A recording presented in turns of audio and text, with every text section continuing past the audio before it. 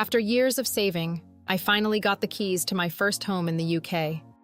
I was ecstatic, but that excitement quickly turned to dread. I was hit with over £12,000 in unexpected fees and costs that I had absolutely no idea existed. These costs nearly torpedoed my entire financial future before I'd even unpacked a single box. This wasn't a small budgeting mistake. It was a financial nightmare that turned the biggest achievement of my life into a huge source of stress. In this video, I'm going to walk you through every expensive mistake I made. I'm laying it all bare, the exact numbers and the things nobody tells you, so you don't have to go through the same thing.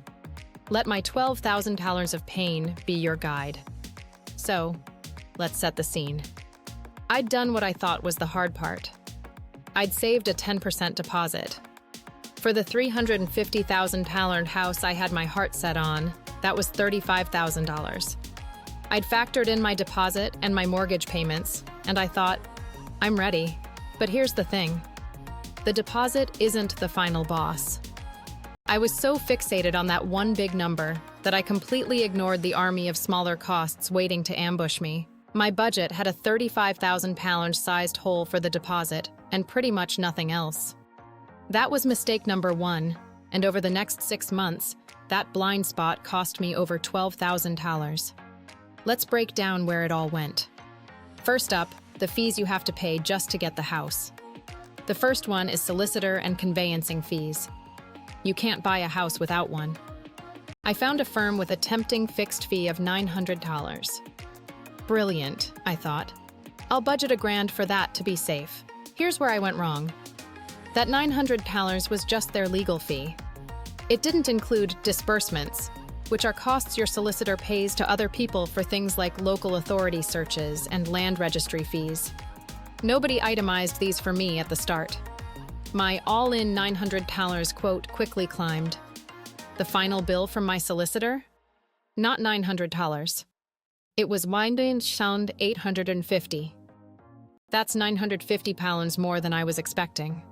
So, here's what you should do. When you get a quote, ask for a complete breakdown of all anticipated costs, including legal fees, VAT, and all possible disbursements.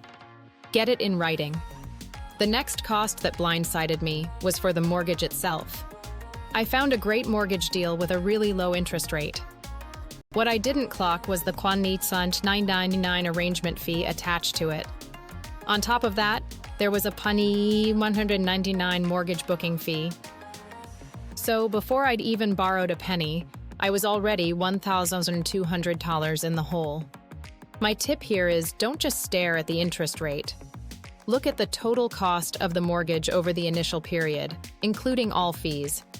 Sometimes a deal with a slightly higher rate but no fees can actually work out cheaper. Okay, we're 2 costs in and we're already at over £2,000 of unexpected spending. If you're finding this useful, do me a favor and hit that subscribe button. I'm going to be sharing my entire first-time buyer journey, and there's a lot more to come. This next one is painful. This is the mistake that cost me the most, not just in money, but in stress. I'm talking about the property survey. Your mortgage lender will do a valuation survey. I made the catastrophic error of thinking this was a survey of the house's condition. It is not. Let me say that again. The lender's valuation is purely for them.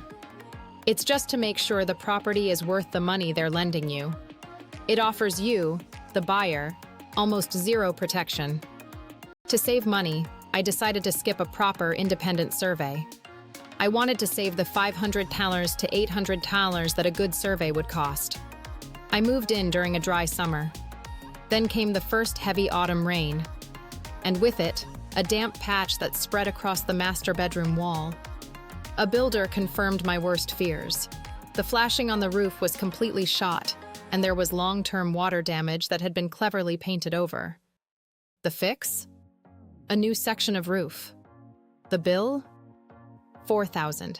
I tried to save $800 and it cost me $4,000. It was the single dumbest financial decision I have ever made. If I had paid for a Reiki's Level 2 home buyer report, it would have spotted this. My most important tip: never, ever skip a proper survey. A RACES Level 2 survey is good for most standard homes. Think of it as the best insurance policy you'll ever buy. Okay, let's talk stamp duty land tax, or SDLT. Based on the rules when I started looking, I budgeted $2,500 for the tax on my $350,000 home. Now, here's a lesson. By the time I completed, the tax relief rules for first-time buyers had changed, making it less generous. My $2,500 budget ended up being correct, but purely by chance. If I'd been expecting the old, more generous relief, I'd have had a massive shock. The lesson here is that government rules can and do change. Relying on old information or what my mate paid last year is a recipe for disaster. The moment you start seriously looking, check the official HMRC calculator for stamp duty. Don't guess. So, I had the keys. The big bills were paid, right? Wrong. First, the boiler. The house had a certificate saying the boiler was serviced. On day 30, it died. A call-out engineer took one look and said it was ancient. A new mid-range boiler, including installation, set me back a gut-wrenching $2,700. Then, there's moving in. I thought I'd save money by hiring a man with a van. It was a disaster. A proper removals company would have cost around $1,000 and been worth every penny. Finally, the sheer cost of turning a house into a home. It's the small things. The old curtains were disgusting. The fridge that came with the house didn't work. The bedroom had no light fitting. I quickly burned through another buying $2,000 on absolute essentials. Let's tally that up. Solicitor overrun, £950. Mortgage fees, $1,200. The roof repair, $4,000. The boiler, $2,700. Moving and essential furnishings, $3,000. The grand total, $11,850.